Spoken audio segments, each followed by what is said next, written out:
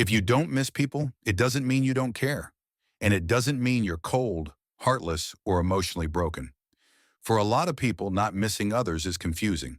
You notice that when someone leaves your life, a friend, a partner, even someone you were close to, you move on faster than expected. You don't feel that deep ache everyone talks about. You don't feel the longing. And quietly you start wondering, is something wrong with me? The answer is usually no, but there is a reason this happens. To understand it, we need to talk about how your brain learned to attach. Missing someone requires emotional dependency. It means your nervous system allows space for absence to be felt. It means connection had room to settle, but not everyone learned that early on. For some people, closeness wasn't safe. It was inconsistent, unpredictable, or emotionally overwhelming. So your brain adapted. Instead of holding on, it learned how to detach. Detachment isn't a lack of emotion. It's a protective skill. If you grew up needing to regulate yourself early, if you learned not to rely too much on others, your nervous system likely decided that emotional independence was safer than emotional closeness. So when people come and go, your system doesn't collapse into longing. It stabilizes itself. And from the outside, that looks like not missing people. Another reason you might not miss others is that your brain learned to shut down emotional anticipation. Missing someone is partly about imagination. You replay memories. You imagine future moments. You emotionally reach forward. But if your brain learned that hoping leads to disappointment, it stops doing that automatically. It stays grounded in the present. So instead of longing, you feel neutral. Instead of ache, you feel distance. Not because you don't care, but because caring deeply once felt unsafe. This is very common in people with avoidant attachment. Avoidant attachment doesn't mean you don't want connection.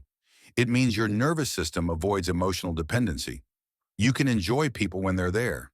You can feel close in the moment. But once they're gone, your system closes the emotional loop quickly. No spiraling, no longing, no emotional pull. That's not emotional emptiness. That's emotional self-containment. And sometimes not missing people is also about how connection actually felt while it existed. If a relationship required you to overextend, to regulate the other person's emotions, or to stay alert and emotionally available all the time, then separation doesn't feel like loss. It feels like relief. Your body relaxes, and your mind interprets that relief as indifference. But relief doesn't mean you didn't care. It means your nervous system finally feels safe. There's also another layer that people rarely talk about.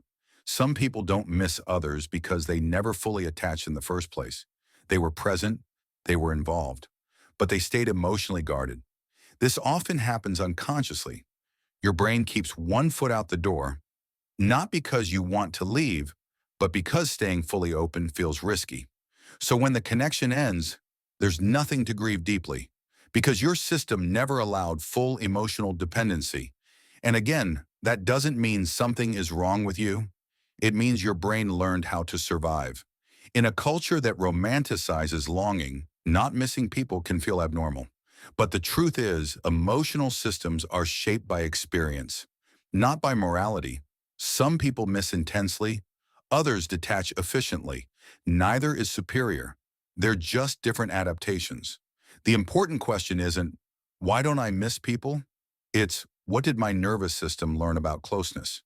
Because once you understand that, you stop judging yourself, and you stop forcing emotions you're not ready to feel.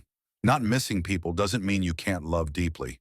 It means your system prioritizes safety over attachment, and safety always comes first. If this video felt familiar, if it explains something you've never been able to put into words, you're not alone. On this channel, we talk about the hidden patterns behind how we think, attach, detach, and protect ourselves.